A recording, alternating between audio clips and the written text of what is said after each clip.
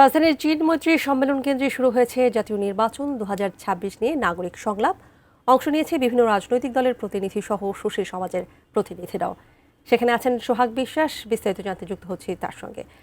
সোহাগ, আমাদের জানাবেন আপনি সেখান থেকে বিস্তারিত। রাজধানীর চীনমৈত্রী সম্মেলন কেন্দ্র ঠিক কিছুক্ষণ আগে শুরু হয়েছে আগামী যে জাতীয় সংসদ নির্বাচন ২০২৬, এই জাতীয় সংসদ নির্বাচন উপলক্ষে নাগরিকদের যে ভাবনা বা নাগরিকদের ভাবনা সংক্রান্ত একটি সংলাপ। অর্থাৎ আগামী জাতীয় সংসদ নির্বাচনটি এই নাগরিক সমাজ এটাকে কিভাবে দেখছে এবং তারা এই নির্বাচন নিয়ে তাদের কি ভাবনা রয়েছে, কি পরিকল্পনা রয়েছে, সেই মতামতগুলো এখানে উঠে আসবে তেমনটি বলা হয়েছে।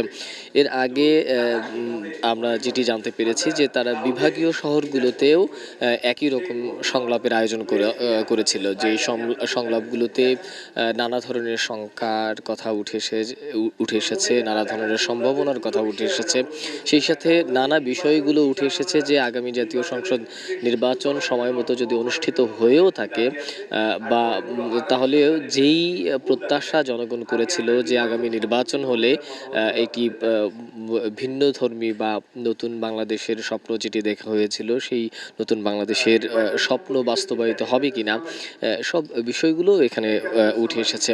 এখন পর্যন্ত আমরা দেখেছি যে এই জাতীয় নাগরিক সংলাপে বিএনপি, জামায়াত ইসলাম, এনসিপি বা অন্যান্য যে রাজনৈতিক দলের প্রতিনিধিরা তারা অংশ নিয়েছেন। এছাড়াও নাগরিক সমাজের বেশ কিছু প্রতিনিধিরাও অংশ নিয়েছেন। তারা এই যে নাগরিক সংলাপে অংশ নিয়ে তাদের মতামতগুলো ব্যক্ত করবেন এবং সেই সাথে সাধারণ যারা নাগরিকরা রয়েছেন তাদের মতামতগুলো এখানে উঠে এসেছে বা তাদের মতামতগুলো এখানে নেওয়া হবে। এই মতামতগুলোর উপরে ভিত্তি করেই মূলত আজকের যে অনুষ্ঠান, সেই অনুষ্ঠানটি সাজানো হয়েছে এবং সেই নাগরিকদের যে আগামী নির্বাচন নিয়ে যে তাদের যে চিন্তা, তাদের যে ভাবনাগুলো, এবং সেই ভাবনাগুলোই এই নাগরিক সংলাপে মূলত উঠে আসবে। এই ছিল আসলে রাজধানীর যে চীনমৈত্রী সম্মেলন কেন্দ্র, সেই চীনমৈত্রী সম্মেলন কেন্দ্রে নাগরিক সংলাপের এখন পর্যন্ত সবশেষ তথ্য।